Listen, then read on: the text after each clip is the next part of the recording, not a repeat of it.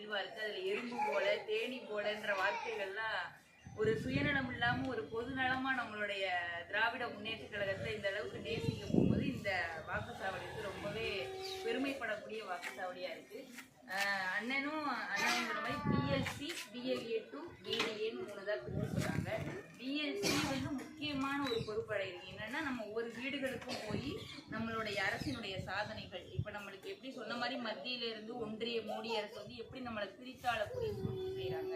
இப்போ கடைசியில் எஸ்ஐஆர்ல வந்து நம்மளுக்கு முன்னிட்டாங்க. நம்மளுடைய ஓட்டுகளை எப்படின்ற கணக்கின் அடிப்படையிலே இல்லாம நீக்கிறதுக்கான வேலைகளை நம்ம செஞ்சுட்டாங்க. பீகார்ல எப்படி 65 லட்சம் வாக்குகள் நீக்கப்பட்டதோ அது மாதிரி நம்மள்ட்டையும் அதை நீக்கணும்னா நம்மளுடைய தமிழ்நாடை தலைகுனிய வச்சிடலாம் அப்படின்ற ஒரு அடிப்படையில மோடி அரசு எல்லா வேலையும் பார்க்குது.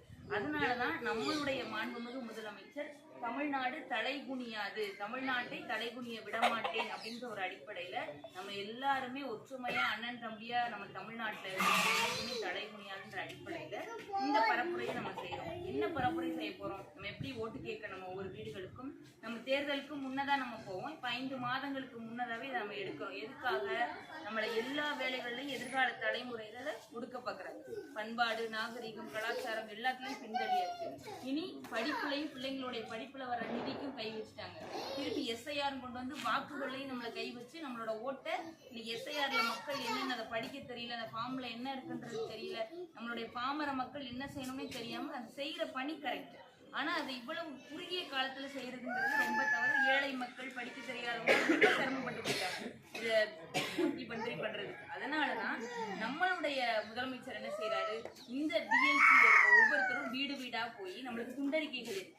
அதுல வந்து நம்மளுக்கு என்னென்ன சாதனைகள் இருக்கு, முக்கியமா கலைஞர் உரிமை தொகை 1000 ரூபாய் நம்மளுக்கு மருந்து மாத்திரை வாங்குறதுக்கோ இல்ல நம்மளுடைய பிள்ளைகளுக்கு ஏதாவது ஒரு தேவையானதை வாங்கி கொடுக்கறதுக்கோ இன்னைக்கு ஒரு அண்ணனாவோ ஒரு அப்பாவாவோ இருந்து அவர் அந்த வேலையை செய்யறாரு. அது போக நம்ம பிள்ளைகள் படிக்கிறது கல்லூரியில 1000 ரூபாய் புதுமை பெண் தமிழ் புதல்வன் திட்டம்னு 1000 ரூபாய் கொடுக்குறாரு.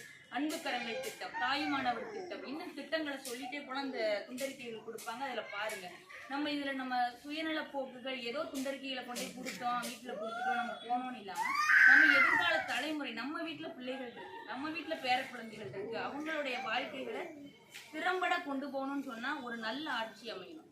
இன்னைக்கு வந்திருக்கிறது இந்த மோடியோட சேர்ந்துக்கிட்டு எடப்பாடி எல்லாம் ஒன்றிணைந்து இருக்கிறதுங்கிறது என்னென்ன நாசகர திட்டங்கள் வந்திருக்கோ அதுக்கெல்லாம் கையெழுத்து போட்டுருவாங்க. இன்னைக்கு நீட் தேர்வு கொண்டுட்டு வந்து பிள்ளைகளுக்கு மருத்துவம் படிக்க முடியும். அதனாலதான் நம்மளுடைய முதல்வர் என்ன சொல்றாரு அப்படின்னா இந்த மாதிரி ஒரு பரப்புரையை தொடங்குங்க. பிஎல்சினா ஒரு 10 பேர், அண்ணன் சொன்ன மாதிரி 10 பேர் இருக்காங்களா, எப்படி நம்ம எலெக்ஷனுக்கு வேலை செய்வோம், கொடியை ஏந்திக்கிடுவோம், நம்ம துண்டறிக்கையில கொண்டு போய் கொடுப்போம், என்னென்ன நலத்திட்டங்கள் இருக்கு, நீங்க உரிமை தொகை வாங்குறீங்களா, அந்த வீட்டுல உட்காந்து கொஞ்ச நேரம் பேசுங்க. இப்ப இதனால நான் பயனடைஞ்சிருக்கேன், 1000 ரூபாய்னால எனக்கு அந்த பயன் கிடைக்குது அப்படின்னு ஒரு 5 நிமிடம் அந்த வீட்டுல பேசி நம்ம அந்த துண்டறிக்கைகளை கொண்டு போய் செய்யுங்க. அதை பிஎல்ஏ2 வந்து அந்த என்னென்ன ஃபார்ம் சொன்ன மாதிரி இந்த புக்ல ஒப்படைக்கணுமோ அதை யார்கிட்ட அண்ணன் யார் சொல்றாங்களோ அந்த பிடிஏ டிஜிட்டல் ஏஜென்ட் இருப்பாங்க, அவங்க அந்த புகைப்படத்தெல்லாம் எடுத்து தலைவர் நேரடியா அந்த புகைப்படங்கள்ல யார் யார் எந்தெந்த பூத்துல வேலை செஞ்சிருக்கீங்களோ அந்த தலைவர் நேரடியா பாக்குற அளவுக்கு அந்த வேலைகள் நடந்து கொண்டிருக்கு, தீவிரமா கண்காணிக்கப்படுது. இப்ப அண்ணன் சொன்ன மாதிரி இந்த பூத்ல நம்ம திறம்பட செயலாற்றி நம்ம அந்த இடத்துல நம்ம நல்லபடியா இந்த பூத் நிறைய வாக்குகள் வாங்கி கொடுத்துருக்கோம்னா அது தலைவர் நேரடியா அந்த பிஎல்சி பிடிஏ இந்த பிஎல்ஏ2 சந்திக்கிறதுக்கான வாய்ப்புகள் கண்டிப்பா உண்டு. அதனால எல்லாரும் ஒரு பொதுநல நோக்கத்தோடு எதிர்காலத்துல ஒரு நல்ல ஒரு தலைமுறையை கொண்டு வர்றதுக்கு நம்ம கண்டிப்பா வாக்கு செலுத்தி 2026ல மறுபடியும் திராவிட முன்னேற்ற கழகத்தில் அரியணை ஏற்றுவதற்கு இந்த பூத்துல உள்ள ஒவ்வொரு மக்களும் நீங்கள் உறுதுணையா இருக்கீங்க.